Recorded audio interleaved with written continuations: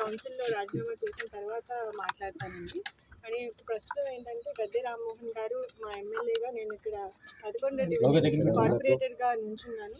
ఆయన నాకు ఎంతో సపోర్ట్ చేశారు, మోటివేట్ చేశారు. అందుకని మర్యాదపూర్వకంగా ముందు వచ్చి మా ఎమ్మెల్యే గారికి చెప్పుకోవడం అనేది కరెక్ట్ అనిపించింది. అందుకని ఈరోజు వచ్చి ఆయన బ్లెస్సింగ్స్ తీసుకున్నాను.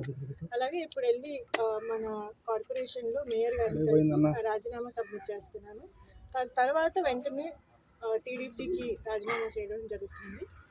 ఆ తర్వాత నేను మాట్లాడదామని అనుకుంటున్నాను. ఎందుకు మేడం మీరు ఎందుకు రాజీనామా చేయాలని అనుకుంటున్నారు? నేను అన్నీ కూడా మీకు అన్నీ స్పష్టం చేస్తాను. కానీ కౌన్సిల్లో ఫస్ట్ అంటే కార్పొరేషన్లో ఫస్ట్ రాజీనామా చేసిన తర్వాత నేను మాట్లాడతానండి. అన్నీ కూడా స్పష్టం చేస్తాను. జస్ట్ కొంతసేపు ఆగండి. ఫస్ట్ రాజీనామా చేసిన తర్వాత నేను ఏదైనా కానీ నా కామెంట్స్ అనేది మీకు స్పష్టం చేస్తాను. ఎమ్మెల్యే గారు అంటే రాజీనామా విషయంలో ఎమ్మెల్యే గారు ఏం చెప్పారు? మీరు చాలాసేపు మాట్లాడారు కదా సింగిల్ గా. అంటే మేము ఎప్పటి నుంచో కూడా ఫ్యామిలీ ఫ్రెండ్స్ అండి.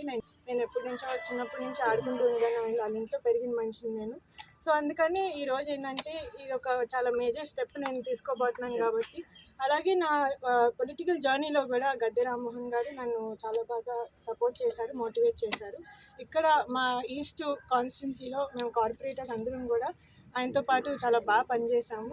సో అందుకని ఫస్ట్ వచ్చి మర్యాదపూర్వకంగా ఆయన్ని కలిసి ఆయనకి నా నిర్ణయం గురించి చెప్పి ఆ తర్వాత వెళ్ళి రాజీనామా చేద్దామని అనుకున్నాను. సో అందుకని ఈరోజు ఆయన వచ్చి కలవడం జరిగింది. గద్దె రామ్మోహన్ గారు కూడా నా పొలిటికల్ ఫ్యూచర్ కానీ అలాగే నా ముందు లైక్ వెల్ విషింగ్ పర్సన్ ఎప్పుడూ కూడా.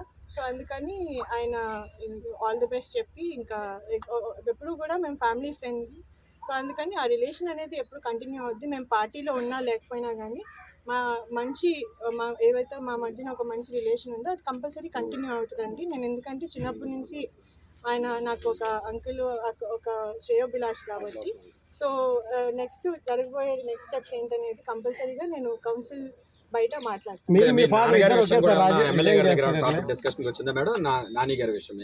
లేదండి, అంటే ఇప్పుడు జరిగిపోతున్న పరిణామాలన్నీ కూడా అందరికీ తెలిసినవే.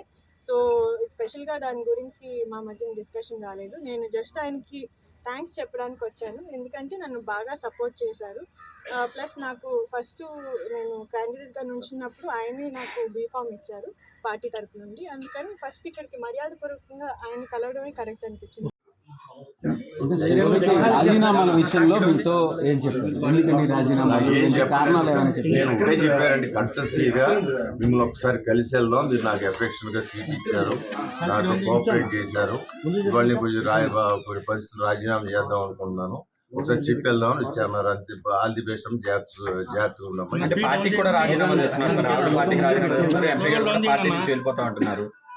ఎంపీ గారు అయితే నాకు చెప్పలేదు. ఆవిడ మాత్రం కార్పొరేటర్ గా రాజీనామా చేసి తర్వాత పార్టీ రాజీనామా చేస్తా ఉన్నారు. రాజీనామా చేసేటట్టు చేస్తారు. మీరు ఏమన్నా వెనక్కి తీసుకోమని ఏమన్నా చెప్పి జాగ్రత్తగా చూసుకుంటుంది, మీరు జాగ్రత్తగా స్టెప్ లేని చెప్పారు. సార్, ఈ విషయాన్ని ఏమన్నా అధిష్టానం దృష్టికి తీసుకెళ్లారు? ఎందుకంటే విజయవాడ సిటీలో ఉన్న ఏకైక ఎమ్మెల్యే మీరు. పార్టీ అధిష్టానం దృష్టికి విజయవాడ పరిణామాలు తీసుకెళ్లారా? ఇప్పుడే కదా ఆవిడ వచ్చింది. వాళ్ళు ఏమైనా అడిగితే నేను చెప్తాను, మీ ద్వారా వాళ్ళకి తెలుస్తుంది. ఫోన్ ఏమైనా చేస్తే నేను చెప్తాను. నా అంతా నేనేం చెప్పాల్సినంత విషయం ఇక్కడ ఏం జరగలేదు.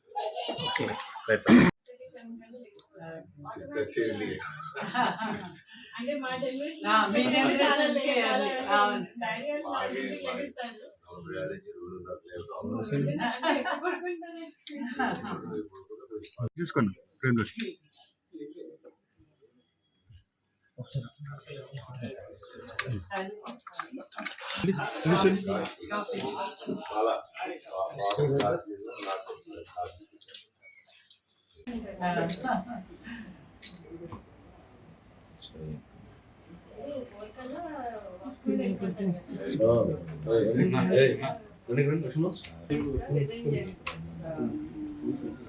పార్టీకి రిజిగ్నేషన్ చేస్తున్నారు. సో పార్టీ పార్టీ ఇచ్చిన పొజిషన్ కాబట్టి ఫస్ట్ కార్పొరేటర్గా రిజైన్ చేయడం కరెక్ట్ అనిపించింది.